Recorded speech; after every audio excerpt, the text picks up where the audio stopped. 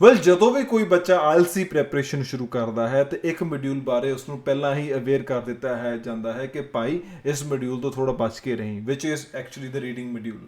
ਬੱਚਾ writing module ਬਹੁਤ ਸੋਹਣਾ ਕਰ ਲੈਂਦਾ ਹੈ, ਲਿਸਨਿੰਗ ਆਰਾਮ ਨਾਲ ਕਰ ਲੈਂਦਾ ਹੈ, ਸਪੀਕਿੰਗ ਵੀ ਹੋ ਜਾਂਦੀ ਹੈ, ਪਰ ਕਿਤੇ ਨਾ ਕਿਤੇ ਰੀਡਿੰਗ ਮੋਡਿਊਲ ਐਂਡ ਮੂਮੈਂਟ ਤੱਕ ਬੱਚੇ ਨੂੰ ਤੰਗ ਕਰਦਾ ਹੈ ਜੇ ਉਸ ਨੂੰ ਉਸ ਮੋਡਿਊਲ ਬਾਰੇ ਪਤਾ ਨਹੀਂ ਹੁੰਦਾ ਕਿ ਕਿੱਦਾਂ ਦਾ ਉਹਦਾ ਪੇਪਰ ਹੋਏਗਾ।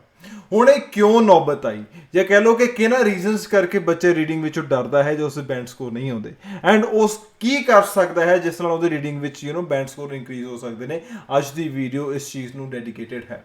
ਸਭ ਤੋਂ ਪਹਿਲੀ ਚੀਜ਼ ਹਮੇਸ਼ਾ ਜੋ ਧਿਆਨ ਰੱਖਣੀ ਚਾਹੀਦੀ ਹੈ ਬੇਟਾ, ਹਮੇਸ਼ਾ ਰੀਡਿੰਗ ਮੋਡਿਊਲ ਦੇ ਵਿੱਚ ਜੋ ਚੀਜ਼ ਸਾਨੂੰ ਹਮੇਸ਼ਾ ਧਿਆਨ ਰੱਖਣੀ ਚਾਹੀਦੀ ਹੈ ਦੈਟ ਇਜ਼ ਕਿ it is just suppose to be for what ਤੁਹਾਡਾ ਬੈਂਡ ਸਕੋਰ ਇੱਕ ਨਾਪਣ ਲਈ ਇਹ ਟੈਸਟ ਹੈ।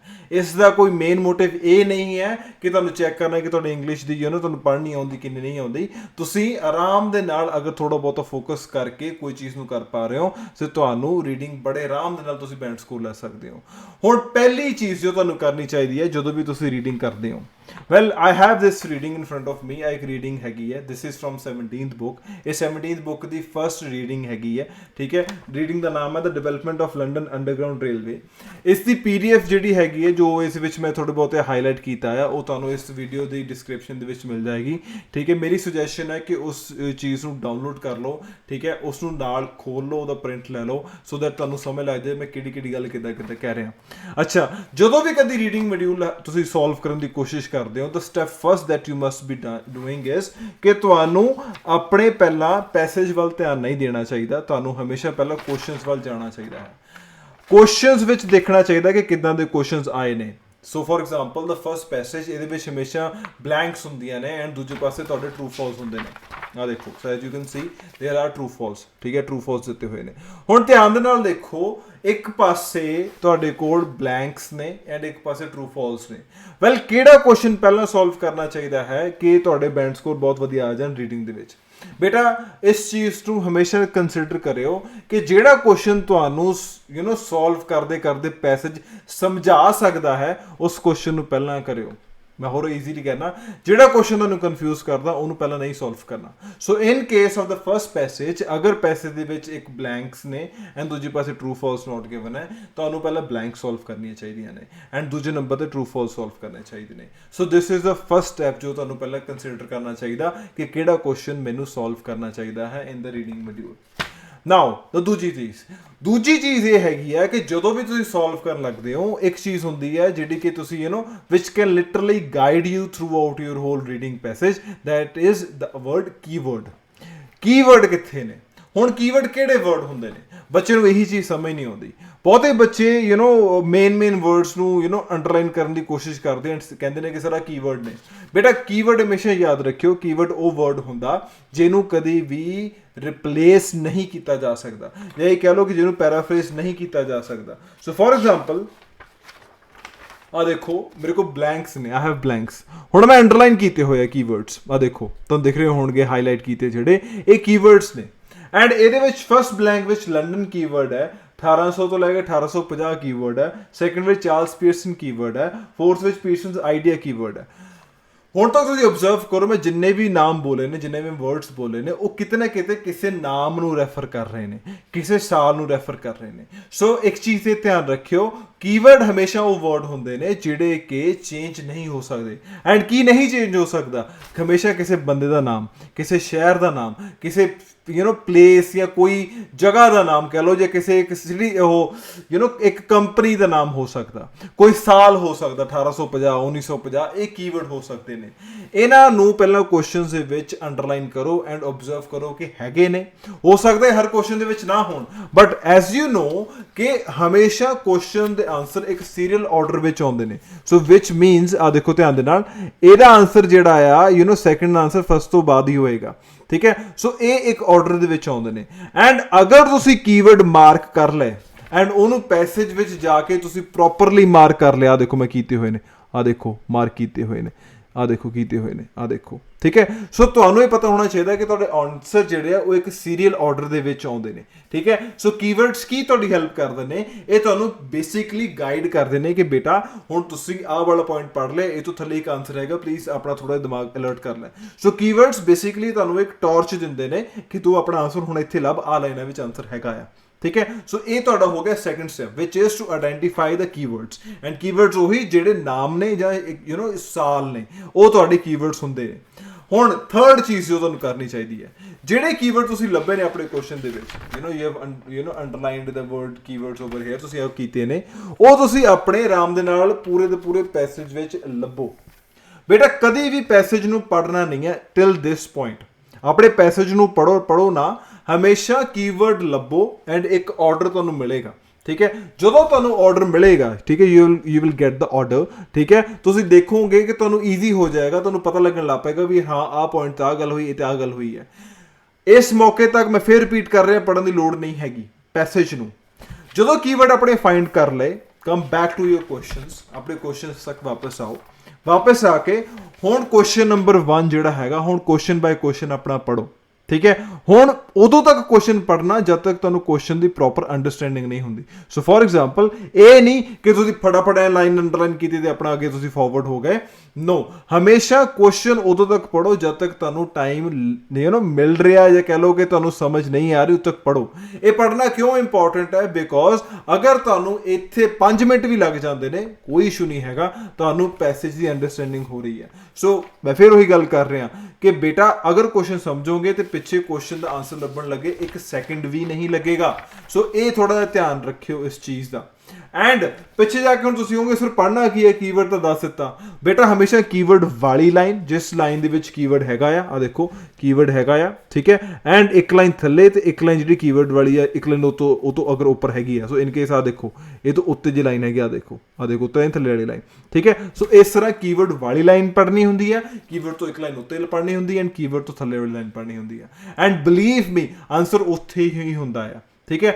ਅਗਰ ਉਹ 2 ਲਾਈਨਾਂ ਦੇ ਵਿੱਚ ਆਨਸਰ ਨਹੀਂ ਹੈਗਾ, ਇਹਦਾ ਮਤਲਬ ਤੁਹਾਡਾ ਕੀਵਰਡ ਉਹ ਗਲਤ ਹੈ, ਤੁਹਾਨੂੰ ਹੋਰ ਕੀਵਰਡ ਲੱਭਣਾ ਪੈਣਾ। ਐਂਡ ਕੀਵਰਡ ਗਲਤ ਕਿੱਦਾਂ ਹੁੰਦਾ, ਕਈ ਵਾਰੀ ਨਾਮਸ ਰਿਪੀਟ ਹੁੰਦੇ ਨੇ, ਠੀਕ ਹੈ। ਹੋ ਸਕਦਾ ਲੰਡਨ ਹੀ 4 ਵਾਰੀ ਲਿਖਿਆ ਹੋਵੇ, ਬਟ ਇੱਕ ਚੀਜ਼ ਧਿਆਨ ਰੱਖਿਓ, ਅਗਰ ਲੰਡਨ ਇੱਥੇ ਲਿਖਿਆ ਹੋਇਆ, ਠੀਕ ਹੈ, ਐਂਡ ਸੈਕਿੰਡ ਕੀਵਰਡ ਮੇਰਾ ਇੱਥੇ ਆ, ਤੇ ਮੈਂ ਉੱਤੇ ਵਾਲੇ ਲੰਡਨ ਨੂੰ ਕੰਸੀਡਰ ਕਰਨਾ, ਮੈਂ ਥੱਲੇ ਵਾਲੇ ਲੰਡਨ ਨੂੰ ਕੰਸੀਡਰ ਨਹੀਂ ਕਰਨਾ, ਠੀਕ ਹੈ। ਸੋ ਜਿਹੜਾ ਇੱਕ ਕਲੀਅਰ ਜੋ ਤੁਹਾਨੂੰ ਦੱਸ ਰਿਹਾ ਕਿ ਕਿਹੜਾ ਕੀਵਰਡ ਹੁੰਦਾ, ਉਹ ਤੁਹਾਨੂੰ ਸੈਕਿੰਡ ਨੰਬਰ ਵਾਲਾ ਦੱਸ ਹੁੰਦਾ ਕਿ ਮੇਰੇ ਤੋਂ ਉੱਤੇ ਵਾਲੇ ਕੀਵਰਡ ਦੇ ਵਿੱਚ ਆਨਸਰ ਹੋਏਗਾ, ਠੀਕ ਹੈ। ਸੋ ਇਸ ਹਿਸਾਬ ਨਾਲ ਤੁਸੀਂ ਸੋਲਵ ਕਰਨਾ ਕੁਐਸਚਨ। ਜਦੋਂ ਤੁਸੀਂ ਸੋਲਵ ਕਰ ਲਿਆ, ਯੂ ਹੈਵ ਡਨ ਇਟ, ਠੀਕ ਹੈ, ਉਸ ਤੋਂ ਬਾਅਦ ਤੁਸੀਂ ਬਲੈਂਕ ਜਿਵੇਂ ਸੋਲਵ ਕਰ ਬੈਠੇ ਹੋ, ਉਸ ਤੋਂ ਬਾਅਦ ਕਰਨਾ ਕੀ ਹੈ, ਬਲੈਂਕ ਸੋਲਵ ਕਰਨ ਤੋਂ ਬਾਅਦ ਤੁਹਾਨੂੰ ਆਬਜ਼ਰਵ ਹੋਏਗਾ ਕਿ ਤੁਹਾਨੂੰ ਬੇਸਿਕ ਅੰਡਰਸਟੈਂਡਿੰਗ ਹੋਗੀ ਪੈਸੇਜ ਦੀ, ਤੁਹਾਨੂੰ ਪਤਾ ਲੱਗ ਗਿਆ ਕਿ ਪੈਸੇਜ ਕਿਸ ਬਾਰੇ ਹੈ, ਬਿਕੋਜ਼ ਇਨਡਾਇਰੈਕਟਲੀ ਜੋ ਤੁਸੀਂ ਪੈਸੇਜ ਪਹਿਲਾਂ ਪੜ੍ਹਨਾ ਸੀਗਾ ਉਹ ਤੁਸੀਂ ਬਾਅਦ ਵਿੱਚ ਪੜ੍ਹ ਲਿਆ, ਠੀਕ ਹੈ। ਐਂਡ ਜਦੋਂ ਸੋਲਵ ਕਰਦੇ ਤੁਹਾਨੂੰ ਪੈਸੇਜ ਦੀ ਅੰਡਰਸਟੈਂਡਿੰਗ ਹੋਗੀ, ਹੁਣ ਟਾਈਮ ਆਉਂਦਾ ਜਦੋਂ ਤੁਸੀਂ ਉਹ ਕੁਐਸਚਨ ਸੋਲਵ ਕਰਨੇ ਆ ਜਿਹੜੇ ਤੁਹਾਨੂੰ ਕਨਫਿਊਜ਼ ਕਰ ਰਹੇ ਨੇ, ਵਿਚ ਇਜ਼ ਦ ਸਟੈਪ 4। ਸੋ ਆ ਗਏ ਤੁਹਾਡੇ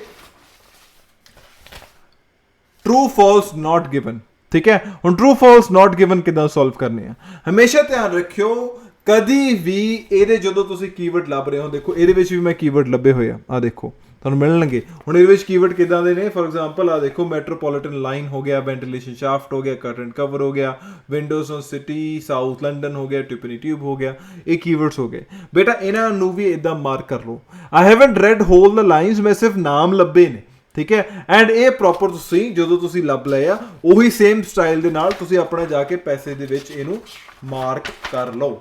ਸੋ ਆ ਦੇਖੋ I have marked them all। ਸੋ ਆ ਦੇਖੋ ਸੈਕੰਡ ਪੇਜ ਤੇ ਜਿੱਥੇ ਬਲੈਂਕਸ ਮੁੱਕਦੀਆਂ ਨੇ ਉਸ ਤੋਂ ਥੱਲੇ ਟਰੂ ਫਾਲਸ ਸ਼ੁਰੂ ਹੁੰਦੇ ਨੇ। ਸੋ ਆਨਸਰਸ ਹਮੇਸ਼ਾ ਇੱਕ ਆਰਡਰ ਵਿੱਚ ਆ ਰਹੇ ਨੇ, ਸੋ ਤੁਹਾਨੂੰ ਇਹ ਪਤਾ ਹੋਣਾ ਚਾਹੀਦਾ।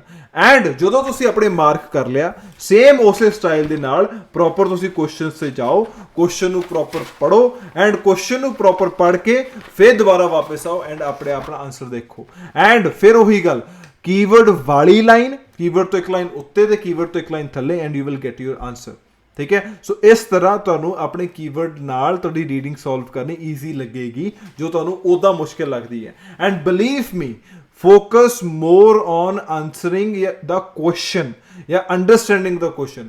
ਅਗਰ ਕੁਐਸਚਨ ਨੂੰ ਜ਼ਿਆਦਾ ਸਮਝੋਗੇ, ਉਹਨੂੰ ਆਨਸਰ ਕਰੋਗੇ, ਤਾਂ ਹੀ ਤੁਹਾਨੂੰ ਪੈਸੇਜ ਦੇ ਵਿੱਚ ਘੱਟ ਟਾਈਮ ਲੱਗੇਗਾ। ਐਂਡ ਇੱਕ ਜਿਹੜੀ ਚੀਜ਼ ਜੋ ਮੈਂ ਤੁਹਾਨੂੰ ਕਹਿਣੀ ਚਾਹੁੰਦਾ which is the final step which is ਕਿ ਕਦੀ ਵੀ ਪੈਸੇਜ ਦੇ ਵਿੱਚ ਡੁੱਬੋ ਨਾ। ਇਹ ਨਹੀਂ ਕਿ ਫਟਾਫਟ ਫੜਦੇ ਸਾਰਾ ਕਿ ਕਰ ਲੈ ਜੋ ਬੱਚੇ ਕਰਦੇ ਹੀ ਹੁੰਦੇ ਆ। So my suggestion is never ever do that. ਜਦੋਂ ਤੱਕ ਤੁਹਾਨੂੰ ਕੀਵਰਡ ਤੁਹਾਡਾ ਪ੍ਰੋਪਰ ਲੋਕੇਟ ਨਹੀਂ ਹੁੰਦਾ which is always in a serial order, ਉਦੋਂ ਤੱਕ ਤੁਹਾਨੂੰ ਨਹੀਂ ਕਰਨਾ ਚਾਹੀਦਾ। ਐਂਡ ਇੱਕ ਚੀਜ਼ ਜੋ ਬਹੁਤ ਇੰਪੋਰਟੈਂਟ ਹੈ ਵਿਚ ਯੂ ਮਸਟ ਬੀ ਕੰਸੀਡਰਡ, ਜਾਂ ਕਹਿ ਲਓ ਕਿ ਕੰਸੀਡਰ ਕਰਨੀ ਚਾਹੀਦੀ ਹੈ, ਦੈਟ ਇਜ਼ ਕਿ ਹਰ ਜੋ ਇੱਕ ਪੈਸੇਜ ਹੁੰਦਾ ਨਾ, ਹਰ ਪੈਸੇਜ ਦਾ ਜਿਵੇਂ ਇੱਕ ਪੈਰਾਗ੍ਰਾਫ ਹੈ, ਆ ਦੇਖੋ ਪੈਰਾਗ੍ਰਾਫ ਦਿਖ ਰਿਹਾ, ਠੀਕ ਹੈ, ਹਰ ਪੈਰਾਗ੍ਰਾਫ ਦੂਜੇ ਪੈਰਾਗ੍ਰਾਫ ਤੋਂ ਡਿਫਰੈਂਟ ਹੋਏਗਾ। ਕਹਿਣ ਦਾ ਮਤਲਬ ਕੀ ਹੈ, ਅਗਰ ਇਹਦੇ ਵਿੱਚ ਪ੍ਰੋਬਲਮ ਡਿਸਕਸ ਹੋਈ ਹੈ ਤੇ ਇਹਦੇ ਵਿੱਚ ਸੋਲੂਸ਼ਨ ਹੋਏਗਾ। ਜੋ ਸੋਲੂਸ਼ਨ ਹੋ ਜਾਏਗਾ ਉਹਨੂੰ ਅਗਰ ਕਿਸੇ ਨੇ ਐਗਜ਼ੀਕਿਊਟ ਕਰਨਾ ਤਾਂ ਇਹਦੇ ਵਿੱਚ ਹੋਏਗਾ। ਐਂਡ ਉਸ ਤੋਂ ਬਾਅਦ ਜੋ ਫਾਈਨਲ ਜੋ ਕਹਿ ਲਓ ਕਿ ਰਿਜ਼ਲਟ ਉਹ ਇੱਥੇ ਹੋ ਸਕਦਾ। ਐਂਡ ਅਗਲੀ ਗੱਲ ਇੱਦਾਂ ਹੀ ਅਗਲੇ ਜਿਹੜੇ ਹੈਕ ਕਰ ਸਕਦੇ ਹੋ ਕਿ ਲੋਕਾਂ ਨੇ ਉਸ ਚੀਜ਼ ਨੂੰ ਐਕਸੈਪਟ ਕੀਤਾ ਨਹੀਂ ਕੀਤਾ, ਅਗਲੇ ਵਿੱਚ ਹੋ ਸਕਦਾ। ਐਂਡ ਲਾਸਟ ਕਨਕਲੂਜਨ ਦੇ ਵਿੱਚ ਕਦੀ ਵੀ ਨਵਾਂ ਪੁਆਇੰਟ ਨਹੀਂ ਹੁੰਦਾ। ਹੁਣ ਇਹ ਚੀਜ਼ ਅਸੀਂ ਕਿੱਥੋਂ ਸਿੱਖੀ ਹੈ? ਇਹ ਸਿੱਖੀ ਹੈ ਜਦੋਂ ਅਸੀਂ ਰਾਈਟਿੰਗ ਟਾਸਕ 2 ਲਿਖਦੇ ਹਾਂ ਕਿ ਇੰਟਰੋ ਐਂਡ ਕਨਕਲੂਜਨ ਦੇ ਵਿੱਚ ਨਵਾਂ ਪੁਆਇੰਟ ਅਸੀਂ ਨਹੀਂ ਦਿੰਦੇ, ਅਸੀਂ ਕਨਕਲੂਜਨ ਵਿੱਚ ਚੀਜ਼ ਆਪਾਂ ਕਨਕਲੂਡ ਕਰਦੇ ਹਾਂ। ਸੋ ਬੇਟਾ ਐਸੇ ਜਿਹੜਾ ਹੁੰਦਾ ਆ ਉਹਦੇ ਵਿੱਚ ਜੋ ਚੀਜ਼ ਸਿੱਖੀ ਆ, same is the case with your writing reading ਦਾ ਪੈਸੇਜ। ਰੀਡਿੰਗ ਪੈਸੇਜ ਵੀ ਇੱਕ ਤਰ੍ਹਾਂ ਦਾ ਐਸੇ ਹੀ ਹੁੰਦਾ ਆ, intro and this is your conclusion. So ਆ ਕਨਕਲੂਜਨ ਹੈ, ਇਹਨਾਂ ਵਿੱਚ ਨਵਾਂ ਪੁਆਇੰਟ ਨਹੀਂ ਹੋਏਗਾ, ਬਾਕੀ ਪੈਰਾਗ੍ਰਾਫ ਦੂਜੇ ਪੈਰਾਗ੍ਰਾਫ ਤੋਂ ਡਿਫਰੈਂਟ ਨੇ, ਠੀਕ ਹੈ। ਸੋ ਹਮੇਸ਼ਾ ਇਹ ਤੁਸੀਂ ਧਿਆਨ ਰੱਖਣਾ, ਪੈਸੇਜ ਦੇ ਵਿੱਚ ਡੁੱਬਣਾ ਨਹੀਂ, ਠੀਕ ਹੈ। Do not just dive into the passage, just keyword ਲੱਭੋ, locate your keyword, read those lines 1 2 3 lines and ਉਸ ਤੋਂ ਬਾਅਦ ਆਪਣਾ ਆਂਸਰ ਮਾਰਕ ਕਰ ਦਿਓ। ਐਂਡ ਅਗਰ ਲੈਟਸ ਸੇ ਕੋਈ ਤੁਹਾਨੂੰ ਆਂਸਰ ਨਹੀਂ ਮਿਲ ਰਿਹਾ, ਹੇਅਰਸ ਅ ਟ੍ਰਿਕ।